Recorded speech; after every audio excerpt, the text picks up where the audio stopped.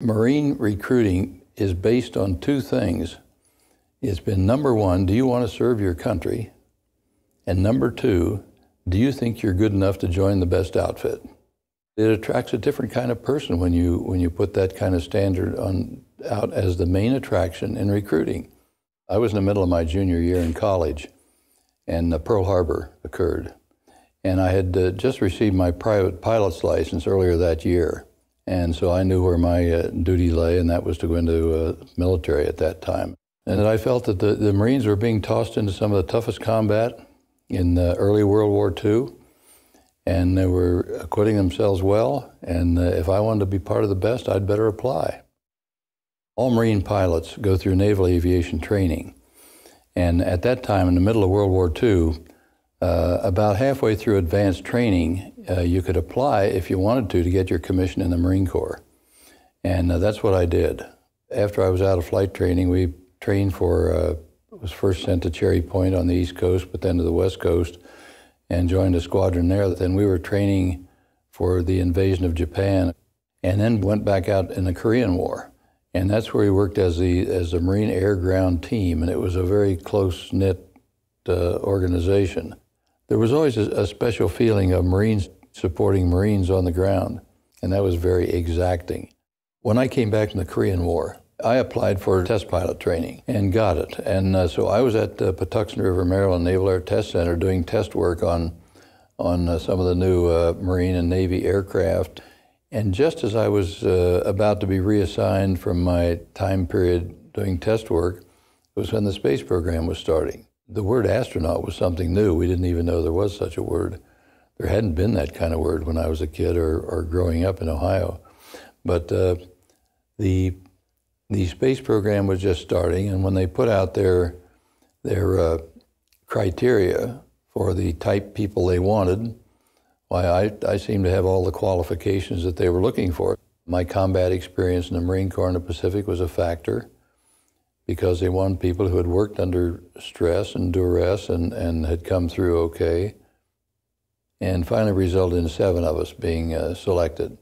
Out of that 7, there were 3 Air Force and 3 Navy and 1 Marine, and so I represented the Corps in that first group.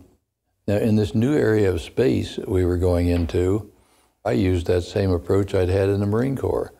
In learning about every single system that you could learn about on the spacecraft.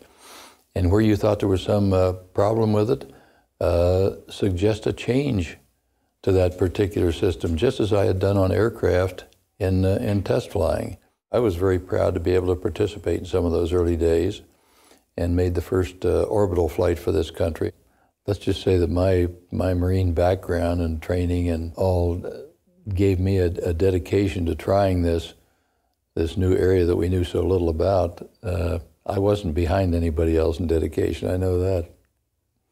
That kind of a dedication is something that's just expected in the Marine Corps, and it becomes a way of life. And I think that's something that I had that maybe was an edge going into this. In the space program, I was still in the Marine Corps. I was in the Marine Corps, but assigned to NASA for space flight. So the same kind of dedication you have to things in the Marine Corps, whether it's cooperative work in flying in a squadron, or supporting the ground, or whatever you do there as part of a team, I was transferring that kind of background I'd had into the astronaut program, and I think it fit very, very well. I thought one of the greatest things you could ever do would be to run for public office.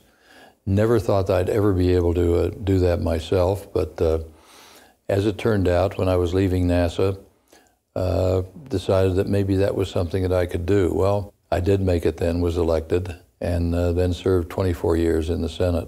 I was on the Armed Services Committee and worked closely with people in the Marine Corps, as well as the other services, of course, to see that we maintained the security, the forces that we needed. You're really required in the Senate to bring to bear your background, your experiences in dealing with everything that makes this country go. I guess it required some of that Marine Corps-induced drive to stick with some of those objectives and bring them through, but I'm proud of that service. The Marine Corps was there at the beginning of this country and has been there in every time troops were needed, every time military force was needed, and provides that with the only organization with our country that has all the elements of combat in one unit. And it was formed to protect this country, and that's what Marines are proud of. And it's a proud heritage that every Marine today wants to continue. Marine Corps tradition is something very special among military services, and it's very, very real. There's no military service has a longer, illustrious combat record in representing this country and standing up for what this country is than the Marine Corps. First to fight is not just a slogan, it's something that the Marine Corps is the most ready organization normally than any other service. In fact, I think the Marine Corps is going to be more needed in the future even than it has been in the past, important as that role has been. Well, if anybody ever refers to themselves as an ex-Marine, I always correct them, and so do most other Marines. Because once you've been through Marine training and been part of the Marine experience, you know that it affects your life, and you know what the other people you meet that have been in the Marine Corps, you know what they've been through, you know what kind of training they've been through, and you know how they have shared some of these values of dedication to a unit and to your country, and doing the best you can. It's Semper Fi.